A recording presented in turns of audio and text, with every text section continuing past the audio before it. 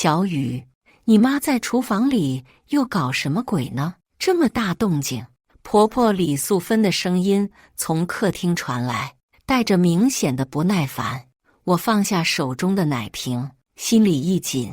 妈妈王阿姨自从3个月前来照顾我坐月子，就一直默默承受着婆婆的各种刁难。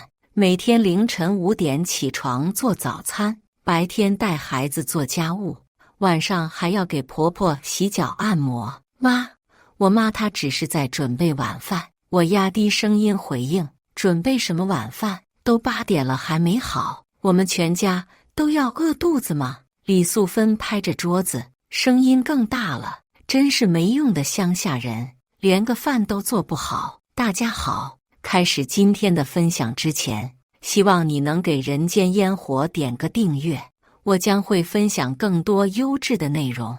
我看向沙发上的公公老张，他正专心看着电视，眼皮都不抬一下。丈夫张伟则在一旁玩手机，对这一切视而不见，而我却在心里盘算着一个谁也想不到的计划。我叫小雨，今年28岁，在市里一家医药公司做财务主管。原本以为嫁给张伟后能过上幸福的小日子，谁知道婚后的生活完全不是我想象的样子。怀孕8个月的时候，因为肚子太大行动不便，我把独居在老家的妈妈接到城里来照顾我。妈妈王阿姨今年53岁，爸爸在我10岁时因为车祸去世。这些年她一个人把我拉着大，吃了不少苦。刚开始，婆婆李素芬对我妈还算客气，毕竟是要帮她带孙子的。可是孩子一出生，她的真面目就露出来了。王阿姨，明天开始你5点起床给我们做早餐，我要喝小米粥，老张要吃煎蛋，张伟要喝豆浆。第1周，李素芬就开始对我妈下命令了。我妈点点头，好的，没问题。还有家里的卫生你来搞，我这腰不好，弯不下去，孩子你也要帮着带。小雨刚生完孩子，身体虚，应该的，应该的。我妈连声答应。看着我妈那么卑微的样子，我心里很不是滋味，但想着大家都是一家人，忍忍就过去了。可是李素芬的要求越来越过分，不仅要我妈做所有的家务，还要求她每天晚上给她洗脚按摩。王阿姨，我这脚底板疼得厉害，你给我按按。李素芬往沙发上一躺，直接把脚伸向我妈。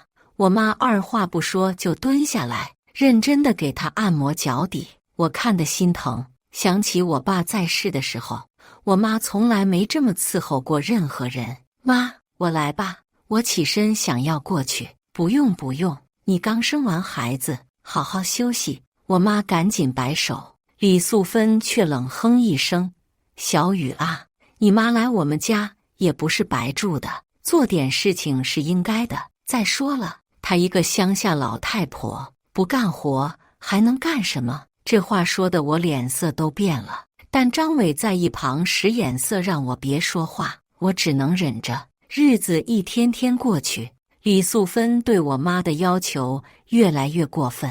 有一次，我妈刚拖完地，李素芬就故意把垃圾倒在干净的地面上。哎呀，怎么这么不小心，又脏了？王阿姨，再拖一遍吧。李素芬装作很无辜的样子。我妈二话不说，又重新拿拖把拖了一遍。更过分的是，李素芬开始在邻居面前贬低我妈。我家那个亲家母啊，别看年纪不大，干活可麻利了，每天5点就起来给我们做早餐，家务活全包了，还要带孙子。表面上是夸奖，实际上是在告诉别人，我妈就是个免费保姆。你们家真有福气，有这么好的亲家。邻居王大妈说，哪里哪里，她也是来享福的嘛，吃我家的，住我家的，做点事情是应该的。李素芬笑得特别得意，我在旁边听着，气得想要反驳，但想到家庭和睦，还是忍了下来。最让我受不了的是，我妈明明是客人，李素芬却让她每天跪着擦地板。王阿姨，这地板得用膝盖跪着擦才干净，你站着擦根本擦不干净。李素芬指着刚拖过的地面说：“我妈看看地面，明明已经很干净了，但还是默默跪下来重新擦了一遍。她的膝盖本来就有关节炎，这样跪着擦地对她来说是种煎熬。我实在看不下去了，妈，地面已经很干净了，不用重新擦了。小雨，你懂什么？地没擦干净，孩子在上面爬多脏啊！你妈这是为了孙子好。”李素芬理直气壮地说。而我的公公老张呢，每次看到这种情况，他都会找借口出去遛弯，或者躲到房间里看电视，彻底的视而不见，装作什么都不知道。有一次我忍不住问张伟：“你就不能管管你妈？我妈年纪这么大了，不应该这样被使唤。”张伟不耐烦地说：“我妈就是这个脾气，你妈忍忍就好了。再说了，她做点家务也是应该的，又不是白住在我们家。”听到这话，我的心彻底凉了。原来在他们眼里，我妈真的就是个免费的保姆。这种日子持续了2个多月，我眼睁睁看着我妈一天天变得更加憔悴。她每天凌晨5点起床，晚上11点才能休息，中间几乎没有停下来的时候。但我妈从来不在我面前抱怨，每次我问她累不累，她都说不累，能帮到你我就开心。我知道她是怕我为难，所以一直在忍着。但作为女儿，看着自己的妈妈被这样对待，我怎么能无动于衷呢？于是，我开始暗中观察家里的每一个细节，记录下李素芬对我妈的每一次刁难。同时，我也在准备着一个计划，一个让他们谁都想不到的计划。李素芬以为我是个软弱好欺负的儿媳妇，她不知道的是，我虽然平时不爱说话，但在工作上我可是个雷厉风行的财务主管。而且更重要的是，这个家的经济命脉其实一直掌握在我手里。房贷是我在还，每个月8000块，水电费、燃气费、物业费都是从我的卡里扣。张伟的信用卡是我办的副卡，他花的每一分钱我都能看到，就连李素芬和老张的退休金也都存在张伟名下的银行卡里，而这张卡的密码和网银都是我在管理。当初结婚的时候，张伟说让我管钱，说这样显得对我信任。我当时还觉得他很贴心，现在想想，他不过是图个省事，不想操心这些琐事而已。但他们谁都没想到，正是这个看似无足轻重的安排，给了我反击的最强武器。李素芬一天天变本加厉，我的计划也一天天成熟。我知道，总有一天我要为我妈讨回公道，而这一天不远了。那是一个周4的下午，我下班回家，发现客厅里静得反常。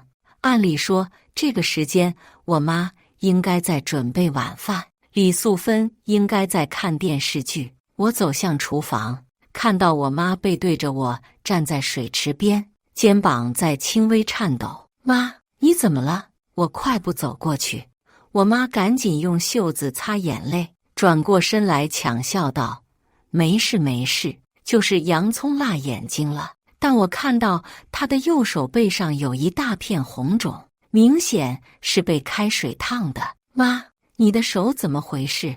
我抓起她的手仔细查看，没事，刚才不小心被开水溅到了。我妈想把手抽回去，就在这时，李素芬从客厅走过来，看到我们在厨房里，冷笑道：“王阿姨啊，年纪大了就是不中用，连个开水都拿不稳，真是笨手笨脚的乡下人。”我看着我妈手上的伤，再看看李素芬那得意的表情，一股怒火从心底升起。到底发生了什么？我问我妈。没事的，小雨，真的没事。我妈拉着我往外走，快去看看孩子吧，别让他哭了。但我已经从李素芬的表情里看出了端倪，这绝不是什么意外，而是她故意为之。晚上，趁着家里人都睡了，我轻轻推开我妈的房门。妈，你还没睡吗？小雨，你怎么还不睡？我妈赶紧坐起来，我坐在她床边，握住她没受伤的那只手。妈，告诉我实话，今天到底发生了什么？我妈沉默了很久，眼泪开始往下掉。小雨，妈没事的，你别为难。妈，你说。我的语气很坚决。终于，我妈断断续续地说出了真相。原来今天下午，李素芬嫌我妈做的汤不够热，直接把一壶开水泼在我妈手上，还骂她是下贱的乡下人，说她配不上住在这么好的房子里。听完这些，我的眼泪再也忍不住了。我妈为了我能有个和睦的家庭，忍受了这么多的屈辱，而我却一直让她继续忍下去。妈，对不起，是我没保护好你。我抱着我妈哭了很久。傻孩子，你已经很好了，妈不怪你。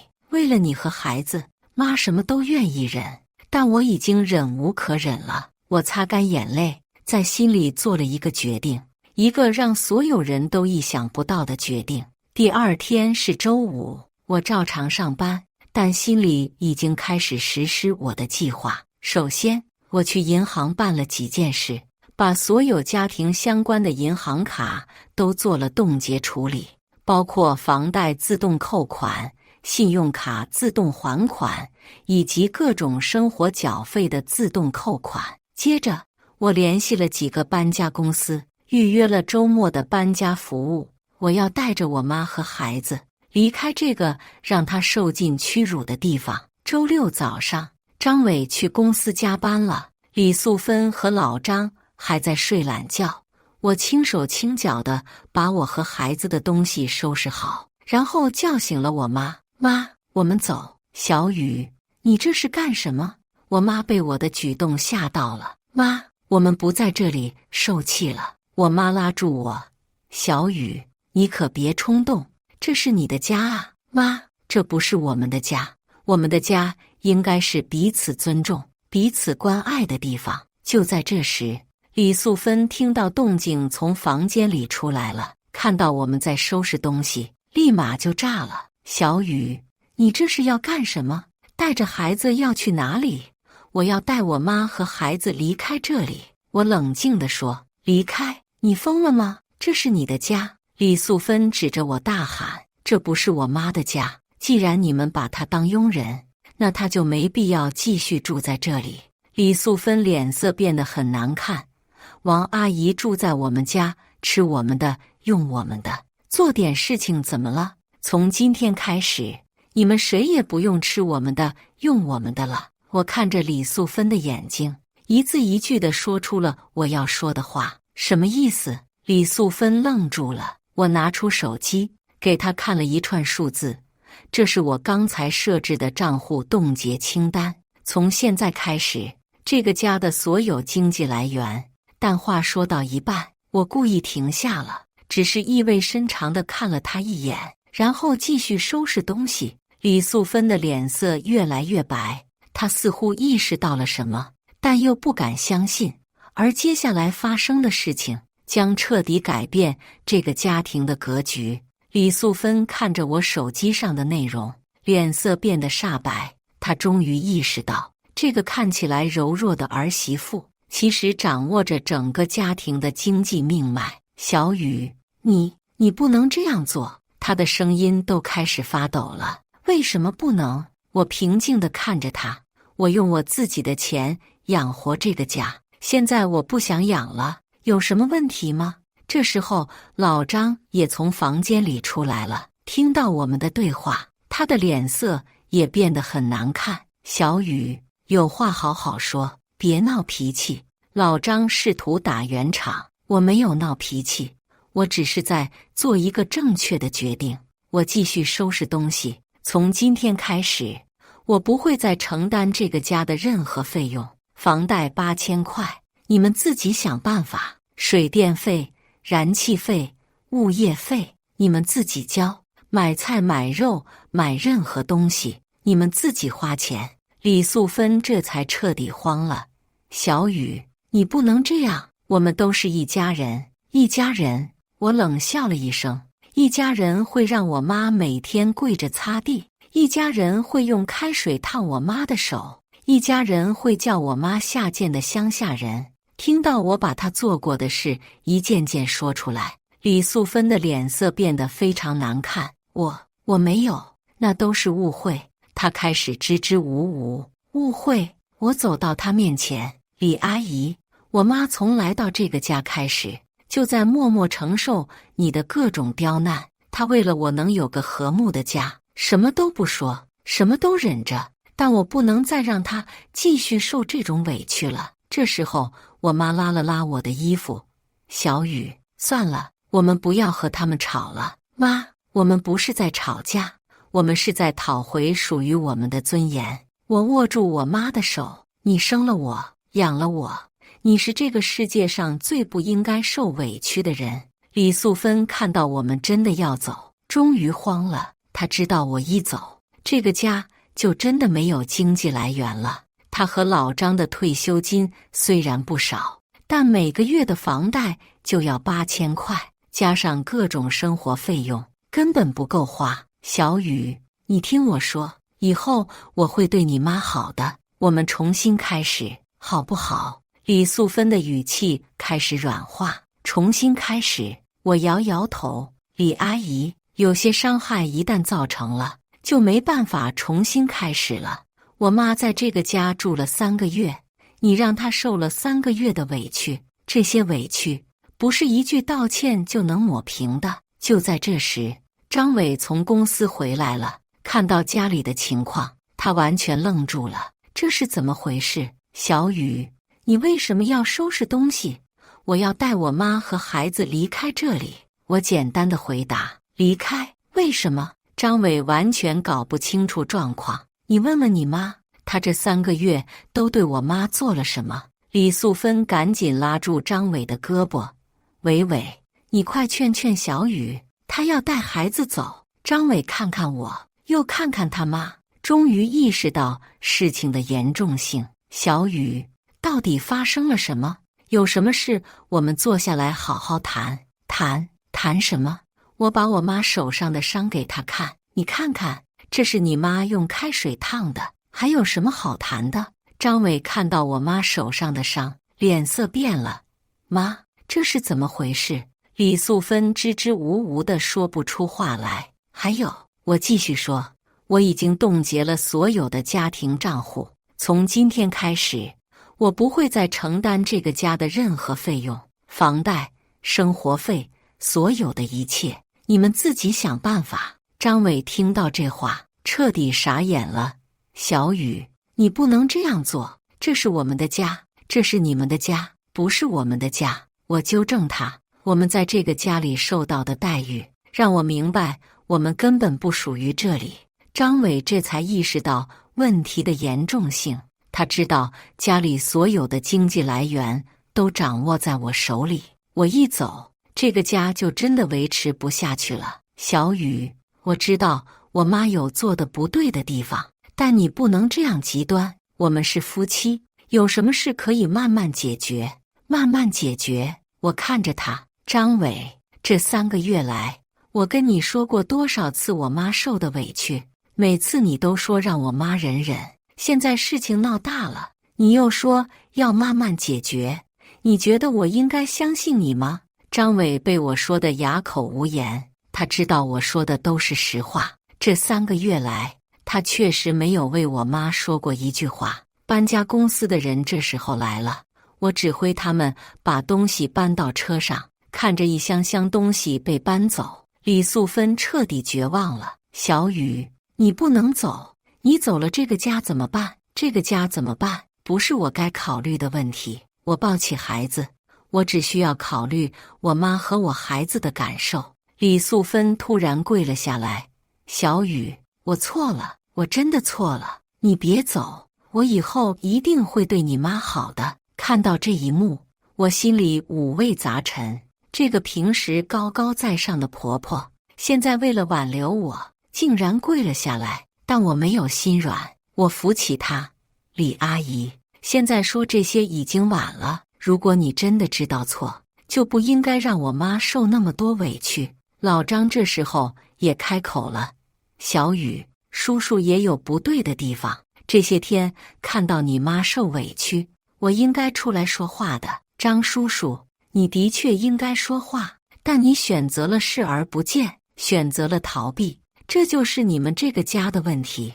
我带着我妈和孩子走到门口，回头看了一眼这个住了3个月的地方。从今天开始，你们自己想办法维持这个家。房贷每个月8号扣款，记得提前存钱。水电费欠费会停，别忘了及时缴费。还有，张伟的信用卡我也取消了，以后花钱要用现金。说完这些，我头也不回地走了。我带着我妈和孩子住进了之前租好的房子，这是一套2室1厅的小房子，虽然不大，但很温馨。最重要的是，在这里我妈不用看任何人的脸色，不用受任何委屈。第1天晚上，我妈还有些不适应。小雨，我们这样做是不是太过分了？妈，一点都不过分。你想想，他们那样对你，我们还有什么好顾忌的？可是张伟毕竟是你丈夫，孩子还需要爸爸。妈，一个连自己妻子和孩子都保护不了的男人，不配做丈夫，更不配做父亲。我妈听了我的话，眼中含着泪。小雨，是妈拖累你了。妈，你没有拖累我，是他们不懂得珍惜。你放心，以我的收入养活我们3个人绰绰有余。接下来的几天，张伟给我打了无数个电话，发了无数条微信，都被我拒接和不回。李素芬也通过各种方式想要联系我，我都没有理会。1周后，我接到了张伟的电话。小雨，你还要闹到什么时候？他的语气有些愤怒。我没有在闹，我只是在过我应该过的生活。你知不知道家里现在什么情况？信用卡刷不了，水电费欠费停了，连买菜的钱都没有了。这些都不关我的事。我的语气很平静。小雨，你怎么能这样冷血？我们毕竟是夫妻。张伟，当你妈羞辱我妈的时候，你有想过我们是夫妻吗？当你选择站在你妈那边的时候，你有想过我们是夫妻吗？张伟被我说得哑口无言。还有，我继续说，你知道这1周来我过得多开心吗？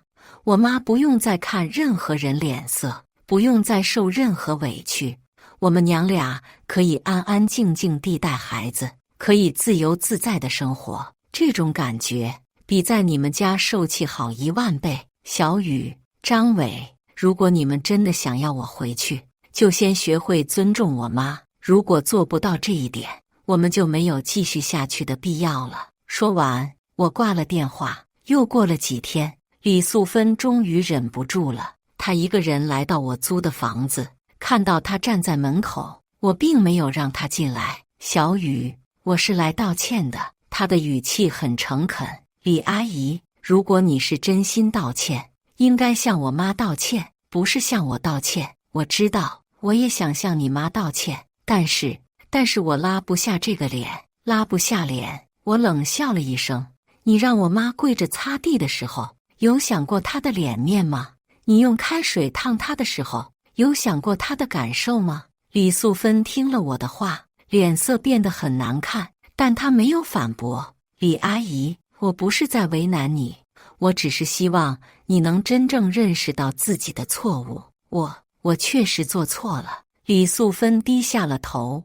我不应该那样对待你妈，那你准备怎么办？李素芬沉默了很久，最后说，我愿意向你妈道歉，真心实意的道歉。只是道歉吗？我愿意保证，以后绝对不会再欺负你妈。李阿姨，保证这种东西对我来说已经没有什么意义了。这3个月的事情已经让我看清了很多东西，李素芬急了：“那你到底要我怎么做？我要你明白，我妈不是你家的保姆，她是我的妈，是你应该尊重的长辈。如果你能真正做到这一点，我们再谈其他的。”李素芬点点头：“我明白了，我会做到的，希望如此。”李素芬走后，我妈问我：“小雨，如果他真的改了，我们是不是应该回去？”妈，这不是他改不改的问题，这是尊严的问题。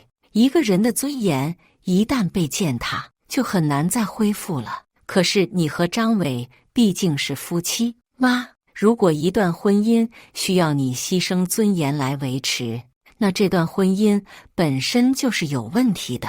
我妈听了我的话，若有所思地点了点头。半个月后，张伟又来找我了。这次他带来了一个消息：李素芬生病住院了。小雨，我妈因为这件事情太愧疚了，这半个月来一直吃不下睡不着，现在住院了，她愧疚。我有些意外。是的，她说她做错了很多事，对不起你妈。现在她想亲自向你妈道歉，希望你能带你妈去医院看看她。我看着张伟，想看出他是不是在说谎，但从他的表情来看，他说的应该是真的。他真的想道歉，是的，真心实意的道歉。小雨，我知道我们做错了很多事，但我希望你能给我们一个机会。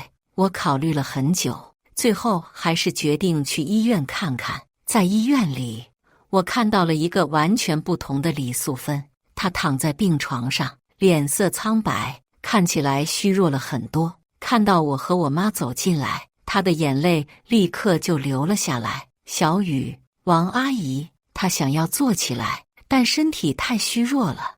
我妈赶紧上前扶住她：“李姐，你别起来，好好躺着。”王阿姨，我对不起你。李素芬握住我妈的手，眼泪流得更厉害了。这半个月来，我天天想着我对你做过的那些事，我真的后悔死了。我妈也哭了。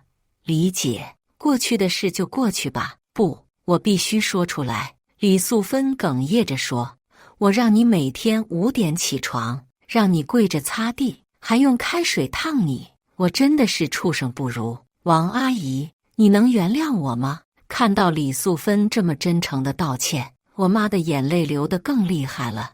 李姐，我原谅你，我都原谅你。王阿姨，如果你愿意，请你回家吧。以后我发誓，我绝对不会再欺负你，我会把你当亲妈一样对待。听到这话，我妈看向了我，我知道她在等我的决定。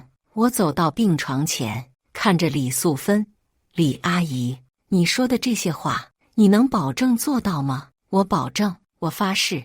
李素芬握住我的手：“小雨，我知道我以前做错了很多事，但我真的悔改了，请你给我一个机会，让我重新做人。”我看着他的眼睛，想要看出他是不是真心的。最后，我点了点头：“好，我给你一个机会，但是我有条件。你说什么条件我都答应。第一，以后我妈在家里的地位要和你平等，你不能再颐指气使。第二，家务要合理分配，不能全部让我妈承担。第三，如果你再次伤害我妈，我会立刻带她离开，并且再也不会回来。”我答应，我全部答应。李素芬连声答应。就这样，我们重新回到了那个家，但这次一切都不一样了。李素芬确实履行了她的承诺，她不再对我妈颐指气使，家务活也是大家一起分担。更重要的是，她开始真正把我妈当成家人来对待。有一次，我妈感冒了，李素芬主动给她煮姜汤，还陪她去医院看病。王阿姨，你多穿点，外面风大。李素芬细心地给我妈披上外套。看到这一幕，我知道她是真的改变了。张伟也变了很多，他开始主动承担家庭责任，不再当那个什么都不管的甩手掌柜。他会主动和我妈聊天，会关心她的身体，会在李素芬和我妈有分歧的时候主动调解。妈，您辛苦了这么多年，把小雨拉扯大，我们全家都应该感谢您。张伟对我妈说。听到这话，我妈高兴的眼泪都流出来了。老张也不再逃避了，当家里有矛盾的时候，他会主动站出来调解，不再选择视而不见。我们都是一家人，有什么事好好商量，不要闹矛盾，这是老张现在经常说的话。现在我们家真的变成了一个和谐的家庭，我妈不再受委屈，李素芬也学会了尊重和感恩，张伟变得更有责任心，老张也不再逃避问题。有时候我想，如果当初我没有选择那种极端的方式，可能我们永远都不会有这样的改变。有些时候，只有经历了失去，才会懂得珍惜。我没有后悔当初的决定，因为正是那个决定，让我保护了我妈的尊严，也让这个家庭重新学会了什么是真正的相互尊重。现在，每当看到我妈和李素芬像亲姐妹一样相处，看到张伟主动承担家庭责任，看到老张不再逃避问题，我就知道我的选择是对的。有时候，为了得到真正的和谐，我们需要先经历一场风暴，而我很庆幸，我们一家人都挺过了这场风暴，并且变得更加坚强和团结。我妈现在经常对我说：“小雨，幸亏你当初那么做了，不然我们可能永远都不会有现在这样的生活。”我总是笑着回答：“妈，你的幸福就是我最大的幸福，任何人都不能欺负你，包括我自己。”这件事情让我明白了一个道理，有时候看似极端的方式，可能是解决问题的最好方法。当温和的方式无法保护我们所爱的人时，我们就要拿出足够的勇气，用更有力的方式来维护我们的尊严和权利。我很感激那个勇敢的自己，感激他没有选择继续忍气吞声，而是选择了为我妈讨回公道。正是因为他的勇敢，我们才有了现在这个真正和谐幸福的家。以上就是今天分享的故事，大家有什么想说的、想吐槽的，欢迎在下方评论交流，也更希望能给人间烟火点个订阅，我将会分享更多优质的故事内容。